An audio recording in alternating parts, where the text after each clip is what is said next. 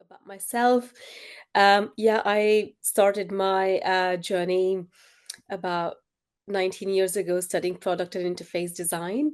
And back then, I worked for Nokia as a student for a year and learned loads. And it was pivotal in my life in shaping how I view product design and user experience design.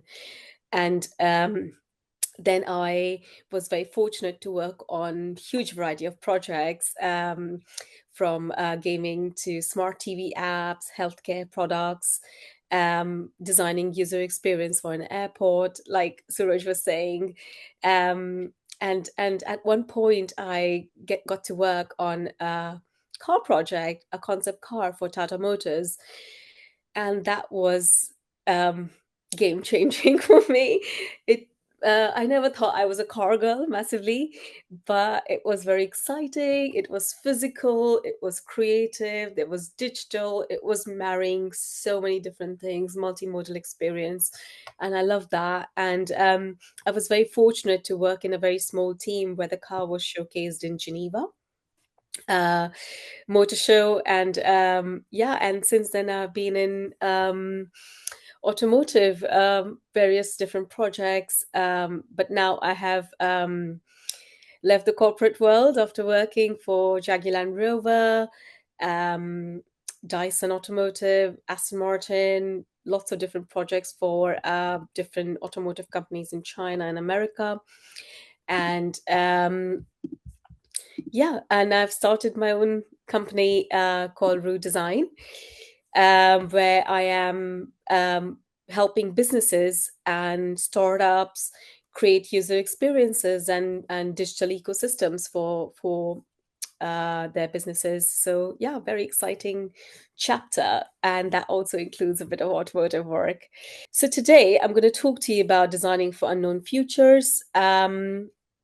I wanted to introduce what automotive UX is a little bit more about. And when you Google it or use another search engine, the answer that you get is like the way the driver and passengers interact with the car and the technology within the car.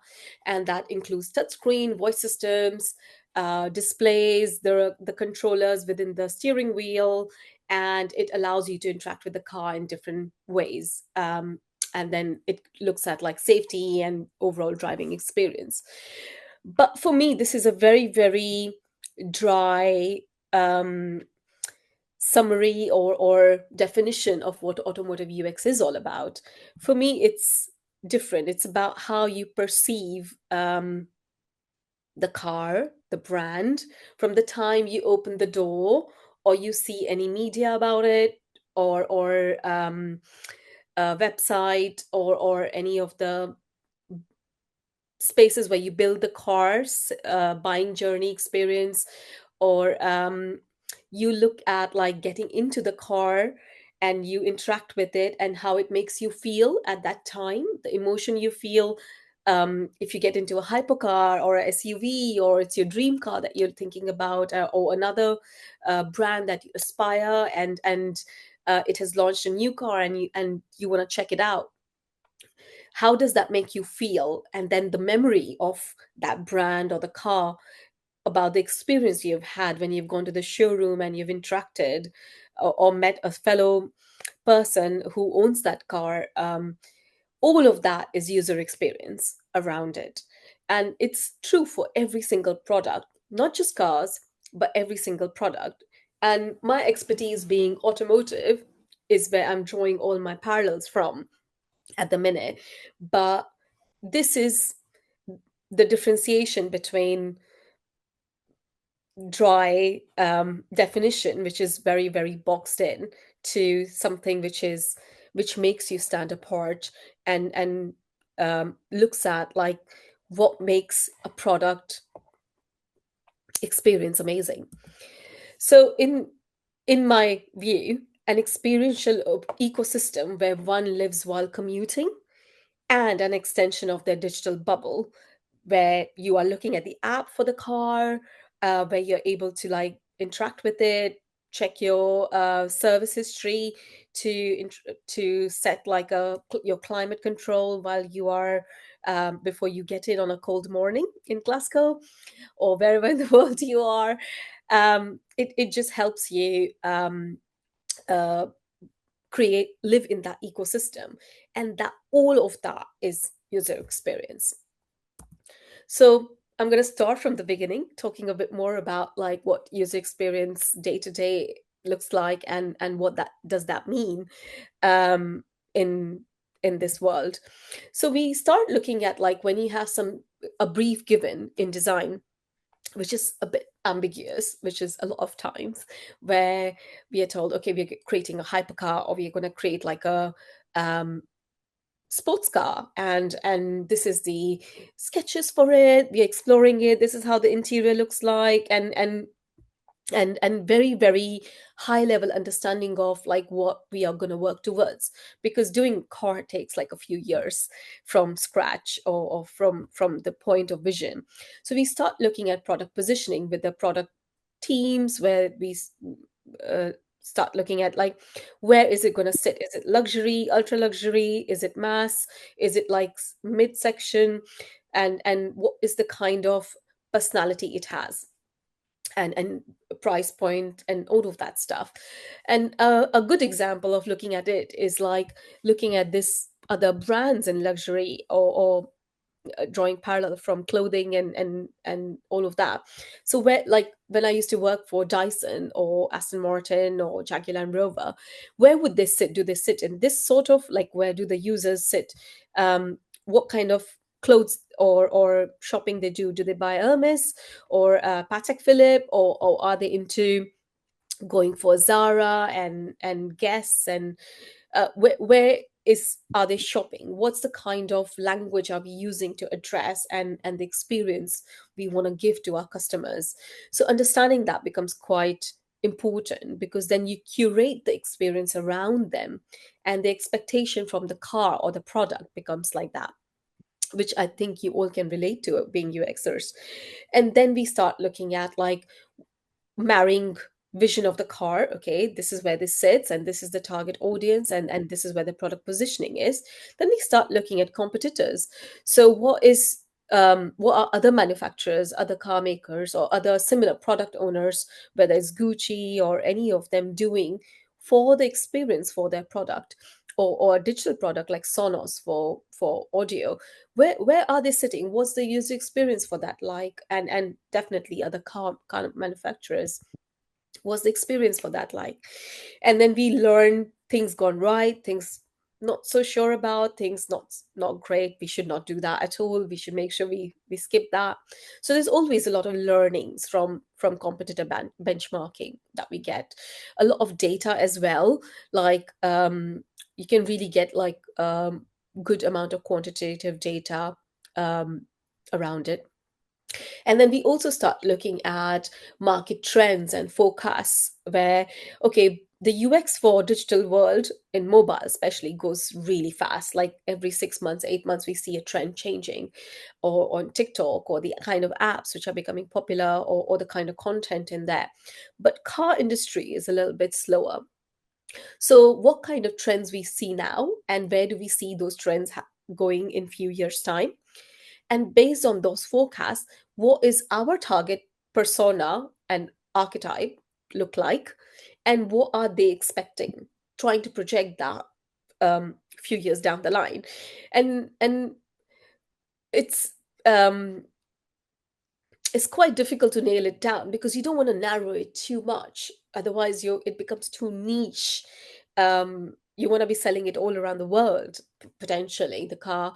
So keeping it broad, or having different persona and archetypes, really helps, but understanding high level market trend and forecasting for that.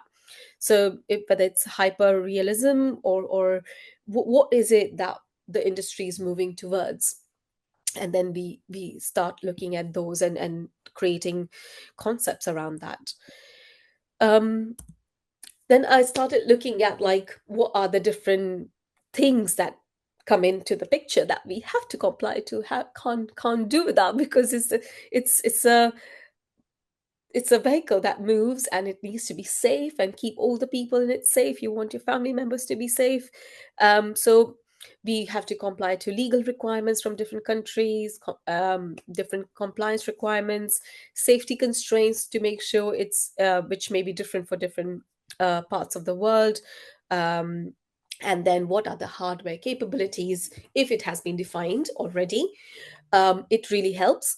What are the software? What's the software stack look like? What is the software architecture look like? It really helps to understand that, because there are certain experiences in UX UI which you can't do if um, r- if your chips are not that great, or if you want to use Unity for 3D modeling and like running everything in 3D, it may not be possible because the processor is not that great. So we need to tone it down and create for that, or push for a better processor. It could be either or, but it's really good to understand the software stack around it. And I know like designers usually don't go that deep into technical, but in automotive we tend to do very, very um, um, common everyday day-to-day conversation with engineers and designers and architects, software architects, just to make sure that everything that we're doing is compliant and works in tandem, because it's like 10,000 parts coming together to make one product. And then, of course, budgets and resources, like any other organization and business, and what's the kind of timeline we have to produce the car, and if it's just a facelift in a very short amount of time, or is it a full-scale car which will need a full car design cycle for a few years. So it just depends what based on that what we are creating. And then, of course, the challenges are also like designing for future, which we can't predict. So when things come look into electrification or alternate fuels, like there's a lot of work happening around hydrogen now. JCB recently got permission to have hydrogen fueled diggers and construction vehicles. There are lots of trucks into the automotive space which are hydrogen fuel run. And then we are also like industries always looking for other sources, which is like a lot more eco-friendly and sustainable, pushing boundaries with electrification as well. Hybrid to full EVs, and then solid state battery at some point should come in. Then we look at autonomy. So there's like 5 levels of autonomy. One where you have basic cruise control, which a lot of you might have in your car. Level 2, where you do cruise control, but a little bit more adaptive cruise control, or where you can have distance maintained or maintain lane on both sides, or central um, uh, lane keeping assist. Um, and different other similar features. Level 3, where you can let go of your hands a bit more. Car drives you in certain scenarios, and then when the car cannot handle a complex scenario, it's gives you handover back. Then there's autonomy level 4, where car does pretty much everything. You can drive it in very, very complex scenarios if needed, but car does most of it. And then, of course, there's level 5, which at one point I was working on, maybe around 10 years ago, for a year into research, uh, where there was no steering wheel, no nothing in the car. It was basically a passenger experience. You would get in, and the biggest thing we were looking at is how do we create trust, that you can trust the car to get in, let the car drive you from point A to B, and let it do its thing, and then you come out.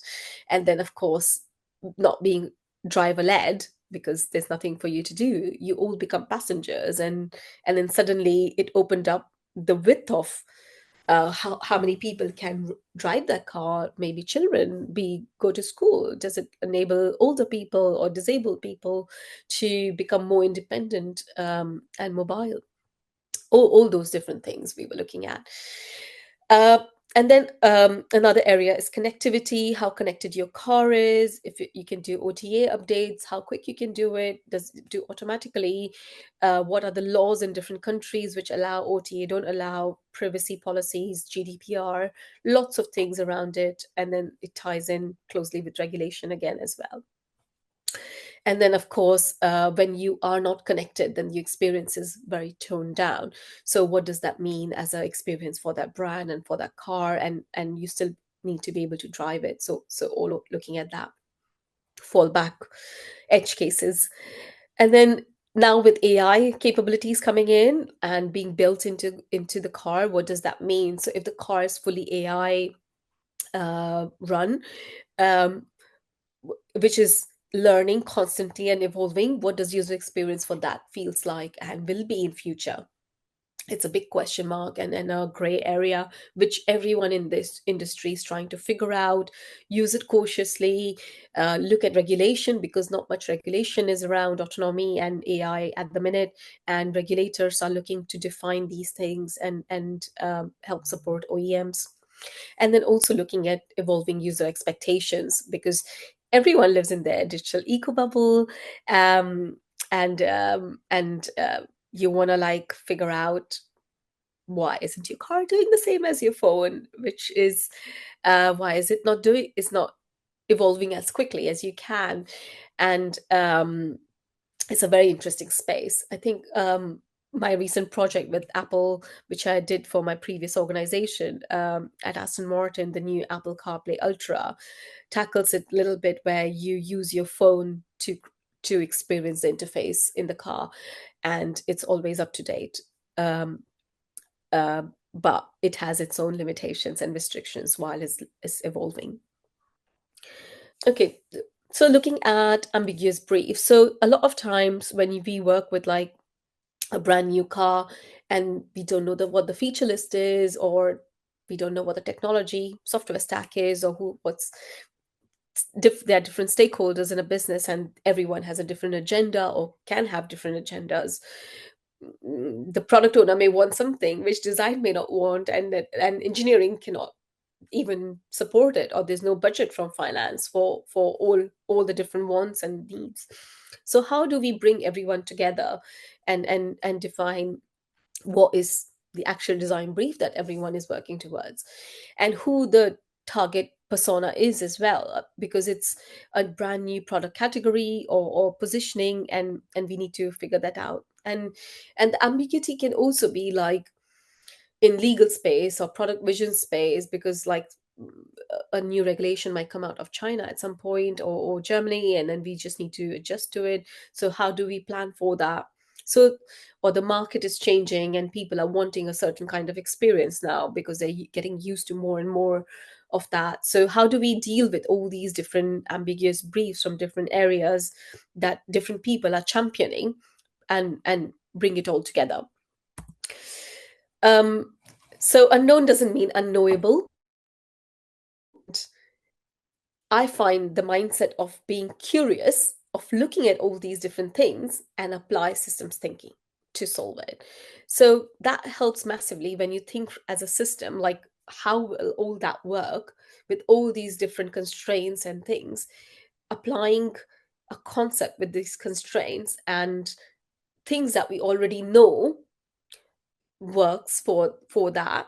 How do we apply those principles again to create something new is is very helpful in this sort of space. So the journey, because that was the beginning where we started looking at the problem, and what few things that I find in grounding principles for automotive space design, where we start looking at like legal and safety standards. We know there's Euro NCAP, there's U- UNECE, there's ISO, there's NHTSA, there's JAMA, all these different guidelines from different parts of the world, KMVSS from Korea, all of these different laws and regulations, we have to comply. So there's a baseline, but let's see how far we can push the boundary. That would be nice, but we still need to comply to be able to sell cars. So that really helps. So there's the unknown becomes a little less unknown. It becomes a little bit more known, and helps create that. Then there's technical constraints. What's the display size? What we can afford, or what's possible? What's the best in the market available? Is that the design trend that we are going towards? Is that the vision of the car? Is it ergonomically going to fit that screen in the car and still be reachable and interactable while you're driving? Does that make sense from product positioning point of view? So we look at all those different aspects and then choose display size or the computing capability or architecture. What is the framework? What's the power or GPU, CPU behind it? Look at all those different things and then say, okay, this is now helping me shape. Maybe if we can use this is this sort of tool, and look at that.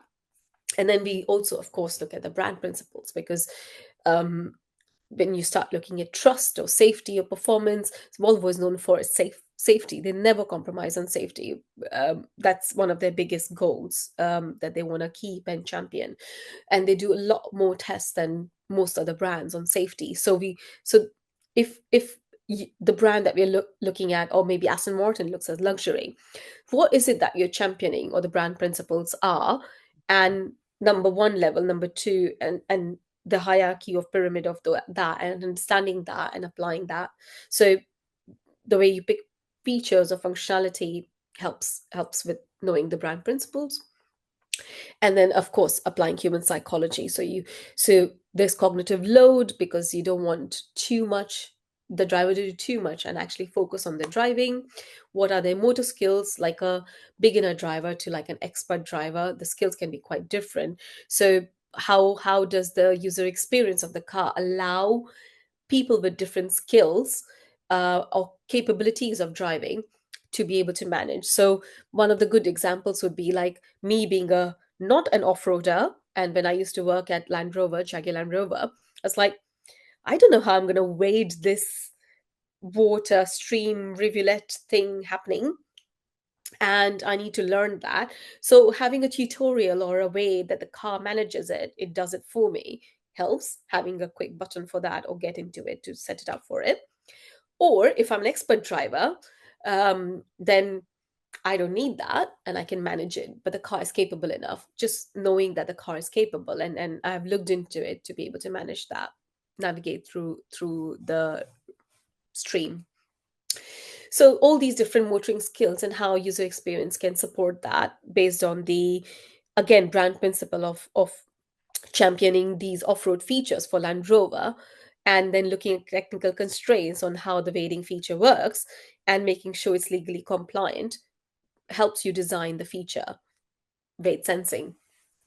Then, of course, looking at the vision of the car and the culture, and how it's being perceived and what's important. All these different things, when they come together, help ground the innovation when we look at speculative design, or design where the brief is not very, very well defined, and it's like a new territory area that where we're looking at, or dealing with autonomy, or in future, or any of those topics where not much exists. And also, the next step then after that is usually setting North Star, where you say, okay, this is the shared vision that we have created from all these different learnings. This is like some sort of baseline. And then we need to say, what is that? So when I was at Dyson, we had eyes on the road, hands on the wheel, mind of the on the drive. That was like the core brand value for that car. And everything we did, we said, okay, we are using this sort of button. Is that going to help me keep my eyes on the drive, so I don't need to look at that button and interact? Or having a touchscreen there going to help me? Maybe not the touchscreen, or maybe this, or yes, maybe for this bit touchscreen is actually better, because I can do a bit more customization without needing to fiddle around too much through the steering wheel controls and go five many levels down. No, no, no, that's too distracting. So all these different choices are being made, when you have a core brand value and vision for the car, and helps hone that speculative design. So you look at like possible future, plausible future, probable future, and preferred future. So like how all of that aligns and comes together versus traditional design. And you use different scenarios for creating. So when we were looking at like eyes on the road, we were looking at, okay, how are we creating a scenario for the persona who's going to own this car? How are they going to how are we going to make sure that the eyes is always on the drive, on the road actually, and they don't need to look around? Do we need to move the screen a bit? Do we keep position it here? What does that mean? And all these decisions within a car space, car interaction space, became, um, much easier, and the speculation narrowed and narrowed, became more tested and honed and more defined. We start looking at innovation and creation with constraints, which is the fun bit, because you don't want to comply to everything that everyone has said. This is the box, live in that box. We designers don't like that. We want to like pushing the boundaries and make the box a circle, maybe, or a little bit curved edges, curved corners. So how do we do that? So we try and test these different things in a driving simulator or in the car, and apply different principles, design principles, and just our laws, and all of those heuristics, design heuristics, all of those different things, and see how um, a design A or B or C, or this little experience for this particular app, or like changing your temperature, which one works well, what does make sense, and changing little by little, like adapting, tinkering with it, and that's how design evolves and becomes iterative, but also better every single time. And sometimes when it's not better, then you know not to do that, and you can take the step back and like and you have a very definitive answer that, okay, that's not the right direction, we need to move in this other direction and try that out, and all the data around it helps you. And then we use modular thinking for adaptability, so layered navigation systems for autonomy, or where you identify innovation and hero features. So every car has some hero features, and Land Rover will have off-roading features as hero, and a luxury car will have more luxurious interaction, knobs, and knurling will be special, or the material will be special, or the hero feature for a sports car will be different. So when I was creating a hypercar in recently, which should come out end of this year or at some point by Aston Martin, it's called Valhalla. They have launched it, and it's a Formula One car, road legal. Absolutely exciting project, but very, very technically challenging, because you want to make a F1 car which is track friendly to be road friendly and road legal. So how do you hero features? So it's hybrid. So maybe some hybrid, some racing, some F1 stuff. How do we create interface for that? Do we need all of the stuff within the car because it's a very racing cockpit? How much can we strip away? How can we push innovation, um, and hero some of those features? Was great fun example in my life for this. And then of course making sure that that car is sellable everywhere, and the glance time to interact with something, or the speed when I'm racing on a track, because that's a road legal car but it's still a racing car. If I take it for track day, I can just see the speed on my gear and the shift lights, and I can just drive in like a Formula One driver and feel like, okay, I'm Lewis Hamilton today, or um, so how do we create these experiences and draw parallels, but also like make sure it's regulatorily working. Um, this is like the fun area, and you hear a lot of no's because this doesn't work, that doesn't work, we can't do this, but can we do this? Can we do a little bit more? And it's always fun conversations here. Um, then we start looking at the next part, which is the UX architecture deep dive, where we start looking at, like, based on the technology stack of UX, where the top UX layer, there's application framework, there's middleware and services, there's operating system, and then the hardware is already defined. So how do we like make sure all of that is supporting? And it also depends whether it's a sedan or SUV, or a truck or sports car or hypercar, any of them. So how do we like bring it all together? And when we start looking at connectivity, so if we look at GDPR or privacy, data privacy option, where you can turn certain functionality on, don't track where I am, then how does navigation system work for your car? All of these things marry, and they have to work together.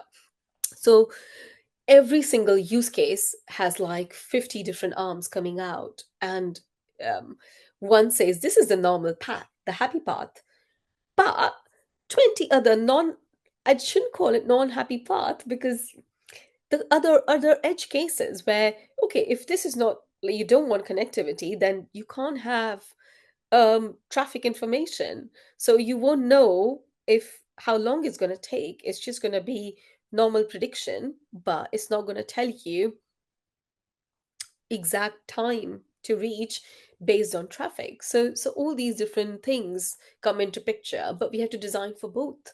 And that's a very simple example. But when we look at like unknown topics like autonomy, L4 autonomy, where it's fully autonomous, how is AI learning different ways people drive all around the world, apply that, and then HMI is based on that. So the person who is on the driver's seat doesn't feel anxiety and is able to trust that and is ready to take over if a very complex scenario happens, where there's a crash which has happened right in front of you and you're busy doing something else, but the car needs you to take control and brake.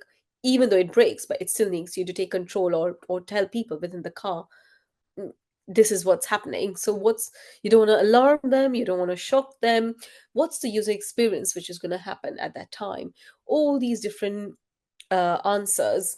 Was the brand positioning, are we going to are we going to like make alert them, or what's the kind of sound we're going to use? All these different things come into picture, and um, then the technology is then selected accordingly, or the technology is already selected and we have to work within that framework.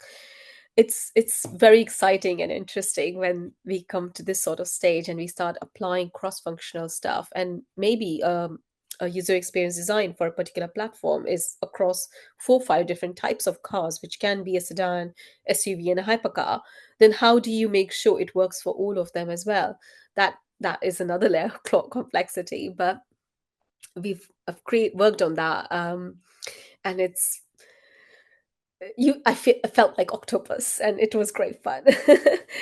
um, so yeah, what to bring all this together and always have perspective, it helps to have persona anchoring and making decisions informed, which is making sure that, okay, we are not creating everything with fear of making the wrong choice, always choosing the safest thing, safest path. No, we can't. It will be very boring then, and may not be delightful. So how do we like make decisions without being fearful, without feeling guilty, without feeling obligated that, okay, we need to be choosing this to make sure it's not going out of um, it's just too safe a choice. So questioning those at different stages to make decision on the kind of design we are choosing becomes quite critical. And having that, having a persona around that which has like certain expectations and goals really helps. Don't want to be like narrowing the persona down so much that it's just one very niche thing that we create but doesn't work for everybody else, because personas in different parts of the world differ, and their expectations differ, their needs differ, and emotional goals differ. So how do we help bring that little bit of ambiguity back, um, and in the decision making, so that it allows for design which is a little bit more holistic, but a little bit more delightful, and not so restrictive. And then of course, like, we can draw hypothesis from like tests, different kinds of simulator environment tests that we do, and then parallel prototyping to try it out, and have data around that. Data driven design really, really is very powerful in this sort of space where different stakeholders have different expectations, and to bring them together, really, really, really powerful. So this is a driving simulator that you see, where the driver is sitting. There's a tester next to them asking questions, observing. There is an eye tracker that this lady is wearing over here. It's calculating how often she's looking which part of the screen, what she's doing, what's the glance time. At a particular interaction, she's been told what to do, so maybe change the temperature or change navigation destination and while driving and all of that. So a lot of it is done as Wizard of Oz. I've done like loads of tests like that, because technology is not built, the software is not built, but we can fake it. No one has to see that we are faking it behind and doing that. or running the steps is triggered by the system, but um, it's not real software. It's a prototype, and it's really helps in getting a lot of data before so much time and money is spent in creating the full software. And it's very, very helpful and powerful when it comes to designing unknown spaces or unknown features. No one has it in the world. So when I was doing Apple CarPlay Ultra, this was a very useful tool that when we were testing things, making sure it was working, the size of the icon was working fine compared to the screen, and even though we have applied the framework, making sure it works, or it's a brand new feature, we've never had it, let's see how that interacts with 30, 40 people of different ages, sex, and nationalities, and see how they interact with it while they're driving, and how well it works, or what are the issues that we are finding, can we improve on it quite quickly. And by the time you do seventh or eighth user test, like, you kind of know where things fall in place, and then can you quickly change in the prototype, and update and get a little bit more data around that, if possible.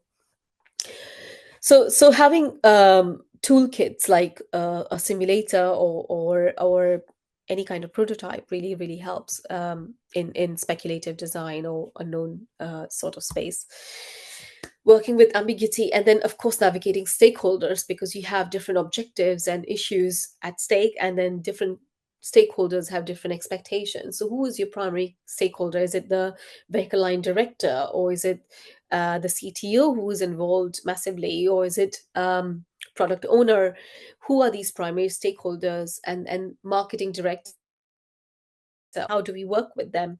What about the development team, the head of development, and understanding their timeline and constraints and the sprints they are working with, and working with these people, trying to figure out, like, what aligns, what works, what doesn't work in the time given, in the budgets available, clearly demonstrating what are the pros and cons for each thing. So when we make choices, we say, okay, we're going to do this, not do that. Okay, that answer may be compromising on the user experience, may fit the budget, may fit the time, may fit the software build, software stack, but actually will be far lesser in experience compared to this. So are we happy with this, or are we happy with that? And we make, when we have the pros and cons list, at some point key stakeholders make that decision together. So help bring that together to get that decision is very, very um, important, to reduce the ambiguity, again, especially when you design something unknown and you don't know how people are going to perceive it when it's launched. Data helps. um, and then start looking at, like, matrix refined and target set. So if the matrix earlier was, okay, we're going to do this, but now that we have learned so much with all these different tests and experiments and simulator study, we now know how we should redefine some of those targets, because then the ambiguity is far lesser now. The unknown has become very much known, and there's a lot of experience which has been built in. So how do we redefine these targets, and then also check how are we reducing regret and increasing delight, or making sure it's pixel perfect, and we are measuring our success adapt in an adaptive agile way, and not just looking at, okay, oh, that didn't work, so we kind of failed at that. No, no, no, we learned that that doesn't work, so but this other thing worked better, so we have an answer, and that is success. So bringing the team up with, like, that sort of attitude, and um defining what we are aiming at, and bringing all the stakeholders in that journey. And then, of course, when you see the vision which you started maybe 2 3 years ago of that car, and it is quite different by the time it comes to reality, maybe 67 70% you've achieved, then it's like amazing, because you've gone through so many hurdles and hoops to get to that point.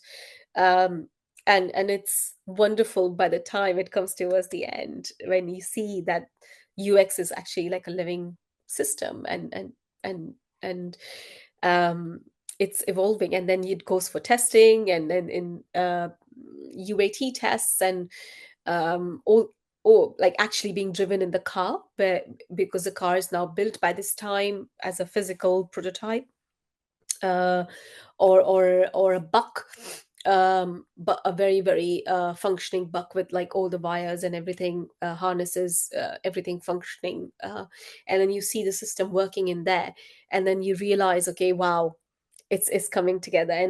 And then there's a whole phase of bug fixing, of course, but a lot of time goes in like fixing things, because in the software it's not how it was expected in when we were designing. How do we then mitigate those issues? How do we still make sure that the delight factor is still remaining, and not is and it's still pixel perfect, and it's still lovely, and still the customer is going to perceive all the attributes that we had initially defined, and said, okay, this is what the car is standing in for, and this is what we are aiming as a business to achieve in the beginning and throughout the journey. And then these are my closing principles that I find when we're working with ambiguity, is to embrace abstraction, use constraint as superpower, because that is going to help you reduce the ambiguity, but allow you to explore within that space, and design systems, not screens, because we are creating an ecosystem, something that evolves and grows with time. That's where I am. Thank you.